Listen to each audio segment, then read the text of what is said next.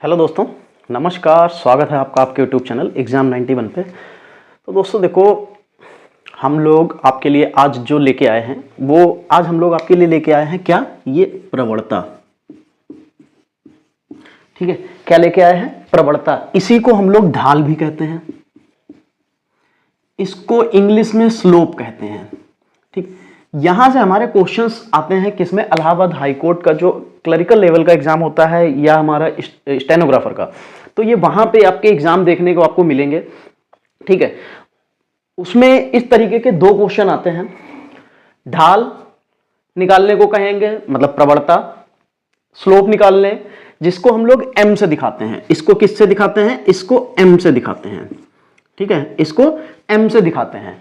और ये चीज याद रखना कि ये जो आपको एम से दिखाया जा रहा है, ये निकालने के कई तरीके होते हैं। इन्हीं तरीकों पे हमारे क्वेश्चंस बनते हैं। और ये जो क्वेश्चंस आपको देखने को मिलेंगे, ये क्वेश्चन हमेशा थोड़े से स्पेशल टाइप के आते हैं। ठीक, एक तो क्वेश्चन इस पे, ये एक क्वेश्चन इस पे देखने को मिलता है। एक दूसरा क्वेश्चन होता है, हमारे पास 3 बिंदु दिए होते हैं, निर्देशांक दिए होते हैं।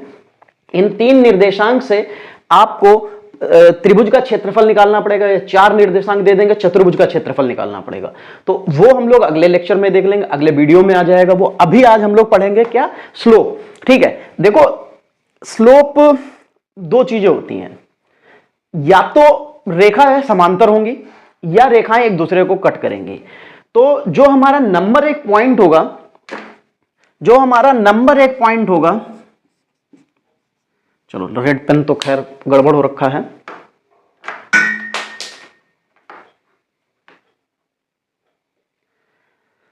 देखो, जब हमारे पास रेखाएं समांतर होंगी तो इसमें क्या होगा? m1 बराबर m2। अगर हमको किसी भी तरीके से m1 और m2 अगर ये बराबर मिल गए तो इसका मतलब क्या होगा? जो रेखाएं होंगी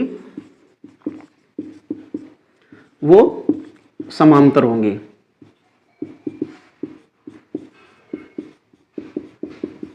ठीक, सेकंड में क्या होता है?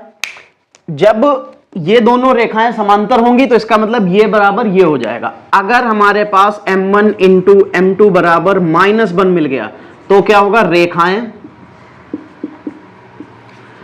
लंबवत होंगी। ठीक, ये चीज हमको मिलेगी अगर हमारे पास रेखाएं जो हैं, ठीक है, अगर रेखाएं जो 2 रेखाएं होंगी, जब हमें एक प्रवणता निकालेंगे, 2 प्रवणताएं निकालेंगे, इनको अगर हम समान मतलब बराबर आ गया ये m1 और m2 तो वो समांतर। अगर m1 m2 बराबर -1 आ गया तो रेखाएं लंबवत हो जाती हैं। ठीक है, अब अगर 2 बिंदुओं से होकर गुजरने वाली रेखा की जो ढाल, प्रवणता या ये जो चीजें कह लें, तो यहां पे देखेंगे क्या? 2 बिंदुओं से होकर गुजरने वाली रेखा की ढाल, ये होता है। ढाल को आपको पता है किस में दिखाते हैं? एम में दिखाते हैं। एम का मतलब होता है, एम का मतलब जो होता है, जो ढाल का मतलब होता है राइज बटे रन। राइज बटे रन होता है। अब आप पूछेंगे सर जी ये राइज बटे रन क्या है? तो देखो, आपको पता है जब भी हम लोग कोई भी चीज बनाते हैं तो ये 0 होता है, इधर x होता है और ये y होता है। ठीक, अगर मान लो एक बिंदु हमारा जो है कुछ इस तरीके से होगा, ठीक, और दूसरा बिंदु हमारा ये कुछ इस तरीके से हो, ठीक, तो इन बिंदुओं को मिलाने वाली रेखा ये बनेगी। तो मतलब पहले यहां थी, यहां से यहां तक गई, तो आप खुद देखिए ये रेखा जो है, अगर हम इसको यहां तक लेके जाएं तो ये यहां तक आई होगी, और जो दूसरी वाली रेखा थी ये, वो यहां से लेके यहां तक गई। ठीक, राइज का मतलब होता है जो ऊपर जाना। तो जो रेखा हमारी यहां से लेके यहां तक गई तो इसको कहते हैं राइज, और जो लाइन यहां से यहां तक बढ़ी इसको कहते हैं रन। ये 2 चीजों में देखने को मिलता है। कैसे? इसके जो निर्देशांक होंगे वो क्या होगा? x1, y1 होंगे।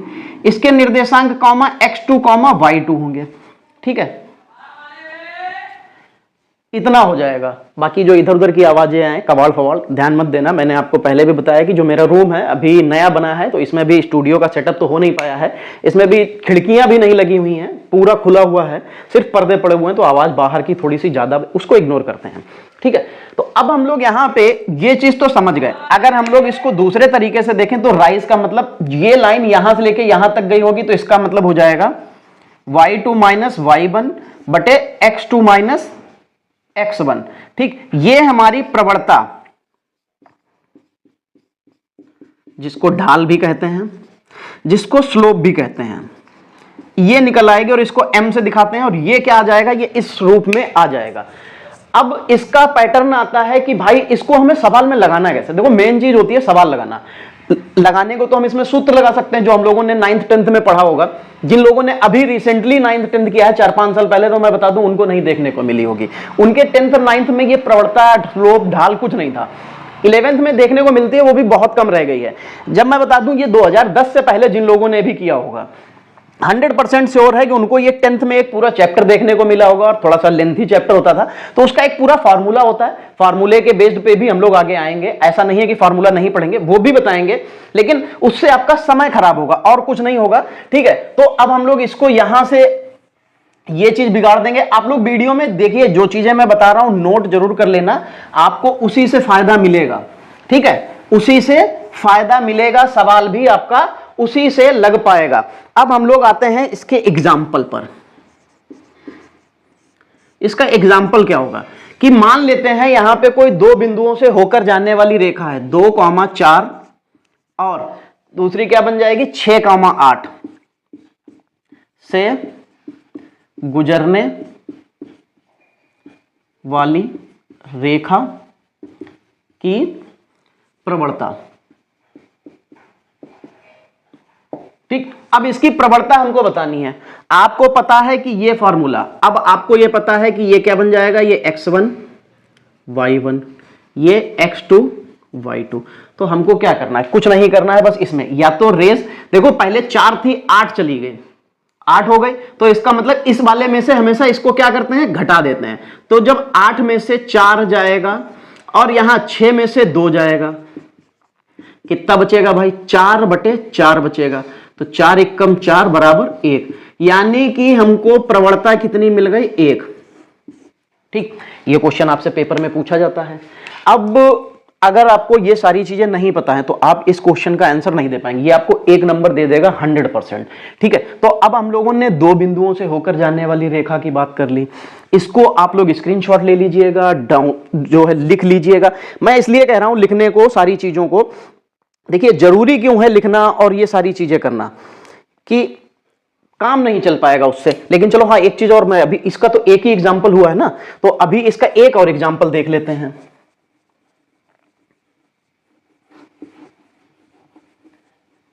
इसका एक और एग्जांपल देख लेते हैं, कोई भी दूसरी संख्या के साथ में, वरना फिर थोड़ी समस्याएं हो सकती हैं। यहां पे मान लो -4,7 हो, ठीक है, कितना हो, -4,7 हो, और यहां पे 2,3 हो, और इनके ऑप्शंस भी मैं आपको बता देता हूं। -2/3 हो जाएगा, दूसरा ऑप्शन 2/3 हो जाएगा, तीसरा ऑप्शन -2/3 हो जाएगा, नहीं माइनस वाला तो हो चुका है, हाँ माइनस वाला हो चुका है, तो -3/2 हो जाएगा, और चौथा ऑप्शन क्या बन जाएगा, तो चौथा ऑप्शन 3/2 बन जाएगा। अब आप देखिए इसको, इस क्वेश्चन को बिना पेन के सहायता से कर सकते हैं। ये 3, ये 7, हमेशा बाद वाले में से कम को घटाते हैं। 3 छोटा है, 7 बड़ा है, तो 3 में से 7 को घटाएंगे तो सिंपल सी बात है कि क्या करेंगे, 3 - 7 करेंगे तो कितना आ जाएगा। देखिए मैं पूरा सॉल्व नहीं करूंगा, सिर्फ लिख के बताऊंगा कितना आ जाएगा, -4। फिर इस वाले में से इसको घटाएंगे, ये 2 है और ये क्या है, ये 4 है, किसका, माइनस का। तो ये 2 -4 करेंगे और इसके पास पहले से एक माइनस है, तो माइनस माइनस मिल जाएगा प्लस, तो 4 और 2 कितना बना देगा, 6। तो 2 दूना 2 तिया, कितना आंसर मिल जाएगा, -2/3। और ये किस में दिखाई दे रहा है, ये पहले ऑप्शन में आपको दिखाई दे रहा है। देख रहे हो, इतना आसानी से आपको समझ में आ जाएगा कि आप इसको आसानी से कर सकते हैं, ठीक है। फिर इसके अलावा फिर हम लोगों के पास एक और चीज आती है। अब ये था रूल नंबर 1, ठीक, इसको लिख लेते हैं, ये है रूल नंबर 1। बस 4-5 रूल हैं, बहुत ज्यादा है नहीं, कुछ और करने की जरूरत है नहीं आपको, ठीक है। चलो तो अब हम लोग यहां पे देखेंगे, रूल नंबर 2 की तरफ चलेंगे। अरे यार इतने दिन से मैंने बोर्ड पे नहीं पढ़ाया, मेरा डस्टर, मेरे मार्कर, पता नहीं भाई, बच्चे आए थे घर में, खूब खेला उन लोगों ने, बोर्ड की तो हालत बहुत खराब थी, आज जाके मैंने इसको साफ किया है, तब थोड़ा सा सही हो पाया है। खैर चलो फिर अब आगे बढ़ते हैं, रूल नंबर 2 की बात करते हैं। किसकी बात करते हैं? रूल नंबर 2 की।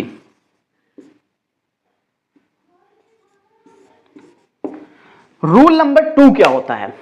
अभी तो हम लोगों के पास 2 पॉइंट होते थे, 2 पॉइंट हो रहे थे। अब हम लोगों के पास सोचो अगर 2 पॉइंट ना होके यहां पे एक अगर आपको समीकरण दे रखा हो, क्या दे रखा हो? समीकरण दे रखा हो। तो समीकरण में कैसे देखते हैं, आइए देखते हैं। अगर समीकरण की ढाल निकालनी हो,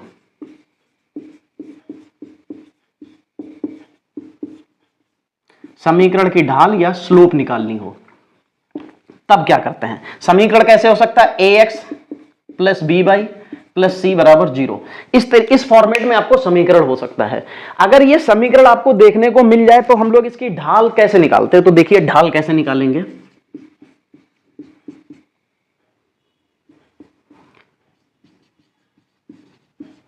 जिसको हम लोग m से दिखाते हैं, इसकी ढाल निकालने के लिए जो x का गुणांक हो माइनस x का गुणांक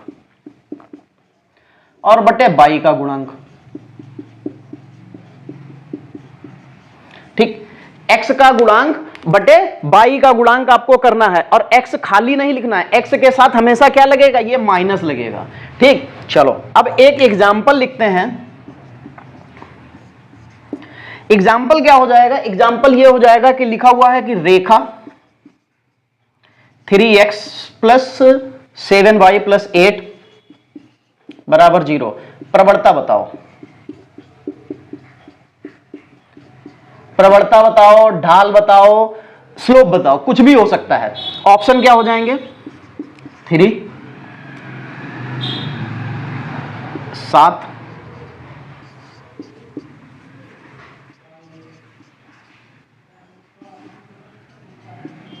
इतने ऑप्शन हैं। कितना आसान सवाल है। कैसे? माइनस, तो सबसे पहले माइनस x का गुणांक क्या है? अरे यार, एक तो बोर्ड जिस दिन मैंने खरीद लिया उस दिन थोड़ा सा अच्छे तरीके की चीजें बन जाएंगी, ठीक। x का गुणांक क्या है? x का गुणांक भाई ये 3 है, तो बस माइनस x का गुणांक बटे y का गुणांक, तो ये लीजिए y का गुणांक। आपका आंसर क्या मिल गया? ये मिल गया। तो इस तरीके से आप जब दूसरे रूल पे अगर क्वेश्चन आता है, सबसे ज्यादा किस पे पूछा जाता है? सबसे ज्यादा सवाल आपको पूछा जाता है इस पे। आप प्रैक्टिस सेट भी देंगे, आपको प्रैक्टिस सेट में इस पे देखने को मिलेगा। जो पहला वाला जो रूल था, जो पहला रूल था, उसमें आपको देखने को कम मिलता है। क्या होता है? उसमें आपको देखने को कम मिलता है, ठीक है, उसको आपको देखने को कम मिलेगा। चलो खैर, वो जो देखने को कम मिलेगा तो उसकी बात भी हम लोग बाद में करेंगे। अब आते हैं रूल नंबर 3 पर। किस पर आते हैं? रूल नंबर 3 पर आते हैं।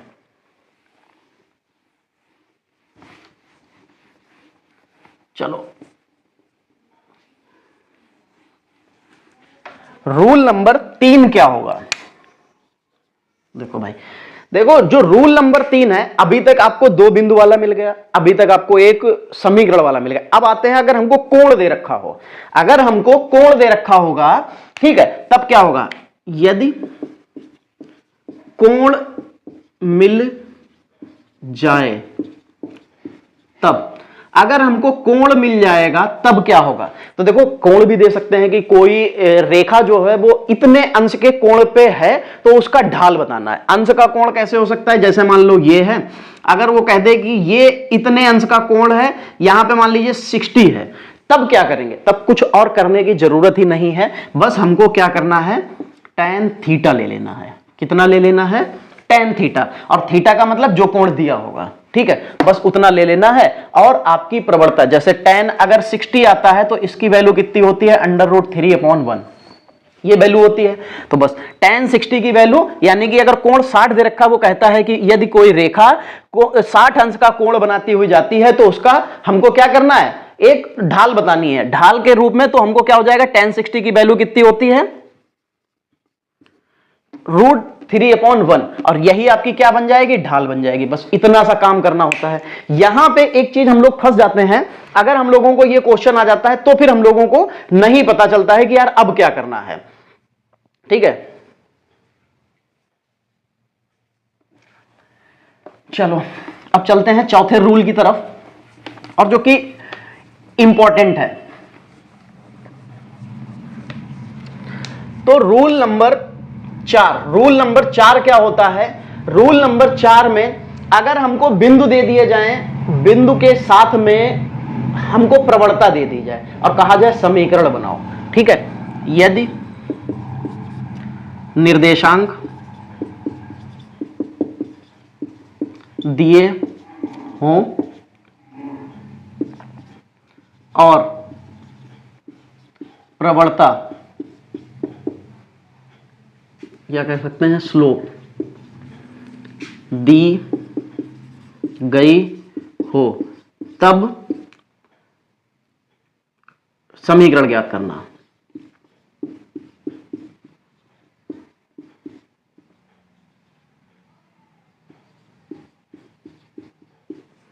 ठीक है, अगर हमको निर्देशांक दिए हों, मतलब दो बिंदु दिए होंगे, अगर हमको स्लोप दी हुई होगी, तो हम लोगों को समीकरण ज्ञात करना है। तो फिर भाई हम लोग क्या करते हैं, उसका समीकरण ज्ञात करने का जो सूत्र होता है वो कुछ इस तरीके से होता है, आपको पता है। सूत्र में देखो कोई चेंज नहीं होगा, सूत्र में x y, क्योंकि समीकरण हमारा किस में आएगा, x और y में आएगा। सॉरी, यहां पे y नहीं आएगा, x y नहीं आएगा। मतलब हमारा समीकरण क्या सूत्र क्या होता था, हमारा सूत्र यही होता था, y2 minus y1 x2 minus x1।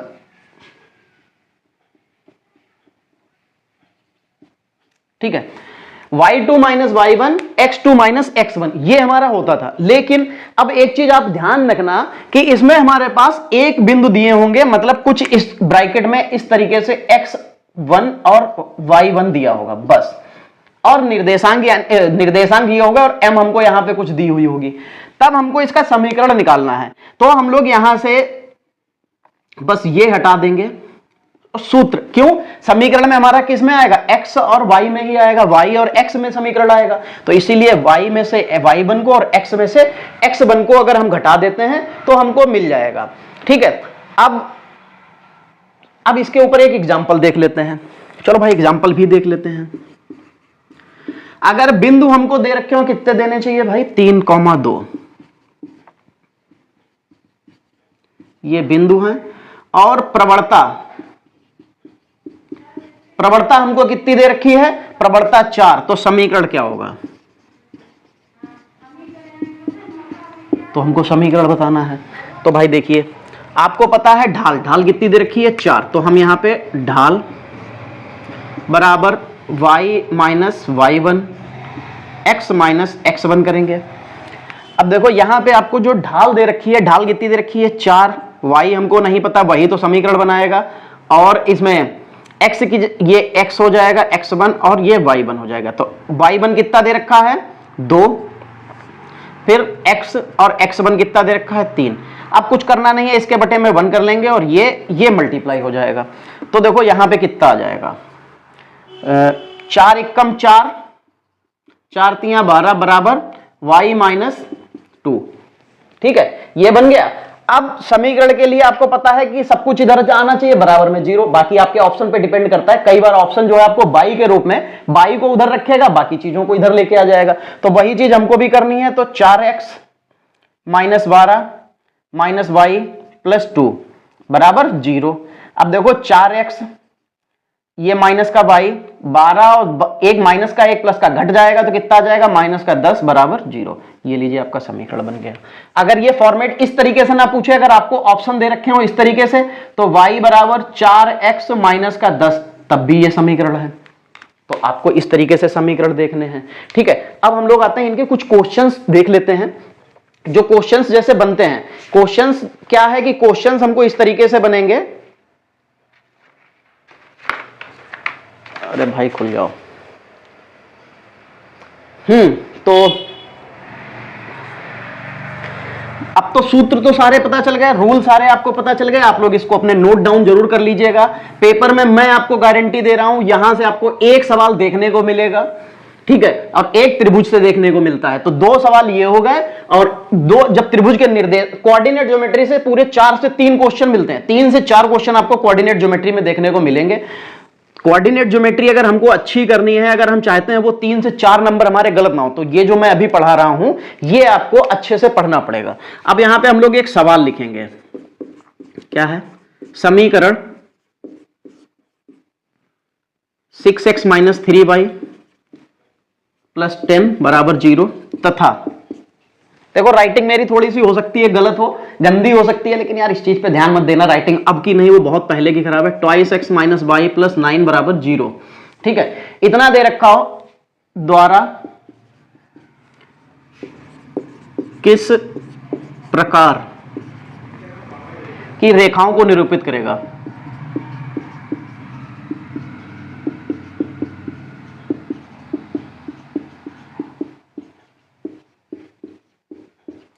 Option क्या क्या है, ऑप्शन है संपाती, समानांतर,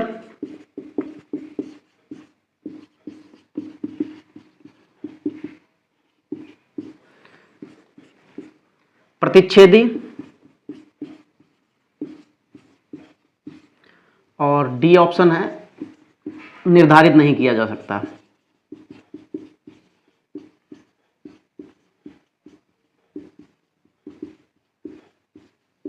ठीक, अब देखो कुछ करने की यार जरूरत ही नहीं है, हमेशा हर बार हम लोग ढाल ही तो निकालते हैं, बस ढाल निकाल ली। अगर हमने ये ढाल निकालना सीख गए, ढाल निकाल ली, तो हमको कुछ करने की जरूरत ही नहीं।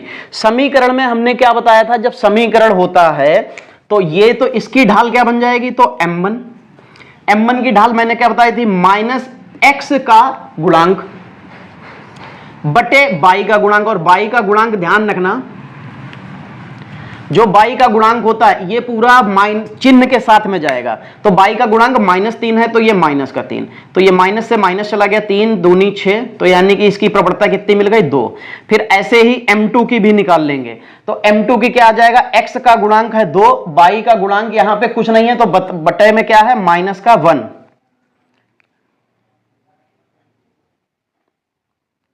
अच्छा, कुछ गलत तो नहीं लिख रहा हूं, 3x - 6x - 3y + 10 = 0, 2x - y + 9 = 0, ठीक है।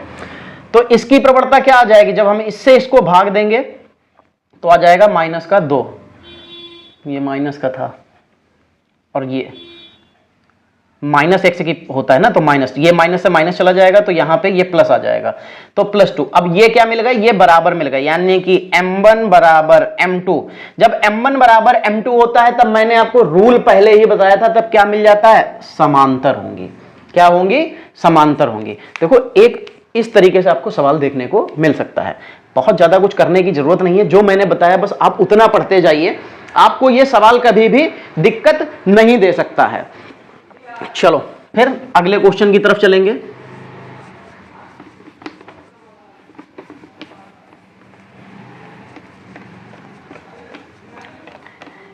बाकी आगे जब अभी प्रैक्टिस सेट में जब क्वेश्चंस आएंगे तब मैं आसानी से करवा दूंगा। मेरा मेन उद्देश्य ये था कि आपको ये जो टॉपिक्स हैं, टॉपिक में पहले क्लियर तो हो जाए कि रूल क्या होते हैं, कैसे बनता है, क्या क्या चीजें। अगर आपको यही नहीं पता होगा दोस्त, तो आप नियम क्या ही, नियम पता नहीं होगा, सवाल फिर मैं प्रैक्टिस सेट में मैं तो लगा दूंगा, मैं तो यहां पे कर दूंगा -x का गुणांक बटे y का गुणांक, आंसर मेरा तो आ जाएगा। फिर आप कहोगे कि सर जी ये आया कैसे, तो वो कंफ्यूजन में फंसने से अच्छा है कि पहले इसको हम लोग सॉल्व कर लें, और सॉल्व कर लें तभी तो चीजें पता चलेंगी ना। चलो, तो अगला एग्जाम्पल हमारा कुछ इस तरीके से है कि उस रेखा का समीकरण ज्ञात करें।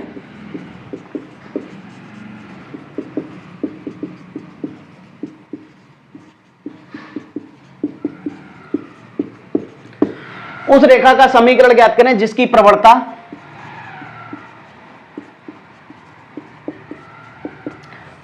पांच है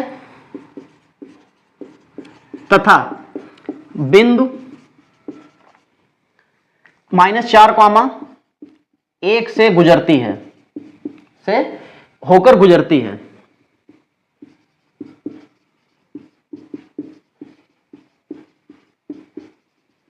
अब हमको इसका समीकरण बताना है, उस रेखा का समीकरण ज्ञात करें। आपको समीकरण ज्ञात करने के लिए मैंने आपको बताया था सूत्र में कोई परिवर्तन नहीं होता है।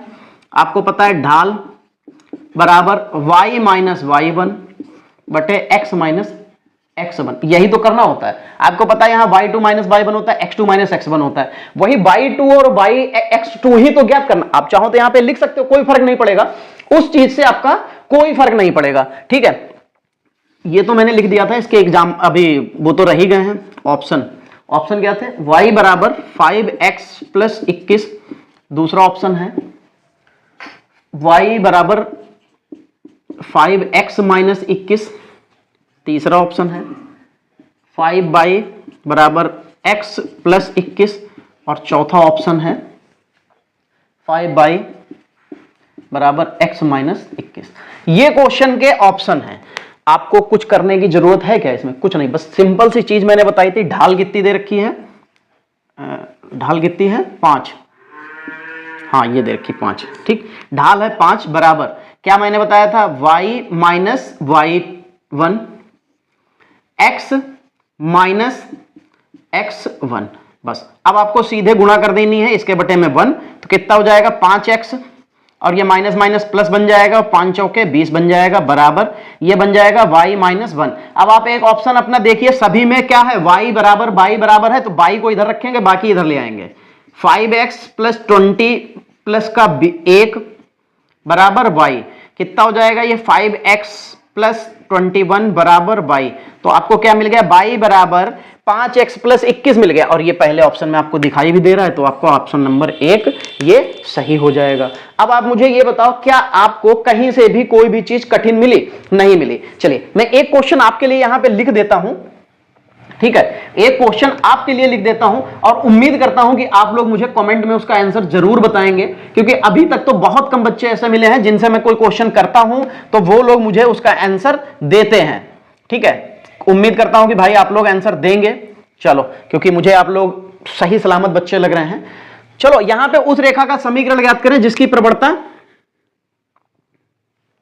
कितनी हो जाएगी? -4, और उसका जो बिंदु हो जाएगा 0,2। ठीक है, ये इससे होकर जाने वाले की बात कर रहे हैं हम लोग, तो इससे होकर जाने वाली रेखा के लिए आपको क्या बताना है? इसके ऑप्शंस ऐसे हो जाएंगे, 2x प्लस वाई अपॉन 4 बराबर 1। अरे एक तो ये यार इतनी सब्जी हमारे मोहल्ले में आती है कि कभी कभार हमें लगता है कि क्या यहाँ पे ही सब्जी मंडी है क्या। चलो 2x plus y upon 2 equal to 1। ठीक है, फिर जो दूसरा समीकरण है, तीसरा ऑप्शन है, वो कुछ इस तरीके से 2x plus y upon 3 equal to 1, और चौथा ऑप्शन है कुछ 2x प्लस वाई बराबर 1। ये होमवर्क में है आपका, ये इसका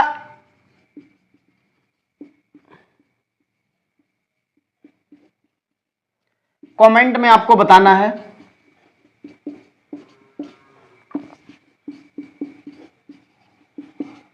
ठीक है, ये तो आपने इसका स्क्रीनशॉट ले लेना है। आपको क्या करना है? इसका स्क्रीनशॉट ले लीजिए। ठीक है, अब इसका स्क्रीनशॉट लेने के बाद क्या है? इसका स्क्रीनशॉट लेने के बाद में आपको यहां पर हमको इसका जवाब, क्वेश्चन का आंसर आप लोग मुझे कमेंट में दे देना है। ठीक है, इसका जवाब आप लोग मुझे कमेंट में दे दीजिएगा, फिर हम लोग इसके बारे में बात करेंगे, और इसका आपको जो भी आंसर होगा, या आप लोगों का आंसर तो निकल के आ जाएगा, क्योंकि मुझे पता है इसका जवाब आप लोग मुझे दे ही देंगे। कुछ ऐसा कठिन क्वेश्चन नहीं है, ठीक है, कि जो मैं आपसे कहूंगी यार नहीं आप लोग मुझे नहीं दे पा रहे हैं। ठीक है, तो ऐसी कोई दिक्कत नहीं है, इससे आसानी से आप लोग दे सकते हैं। ठीक, तो आज की फिर क्लास यहीं तक रखें, मिलेंगे हम लोग अगली क्लास में। अगले क्लास में हम लोग हाँ क्या पढ़ेंगे? अगली क्लास में जब हमारे पास कुछ इस तरीके से निर्देशांक दिए होते हैं, x1 y1 x2 y2 और x3 y3, त्रिभुज का क्षेत्रफल बताना होता है।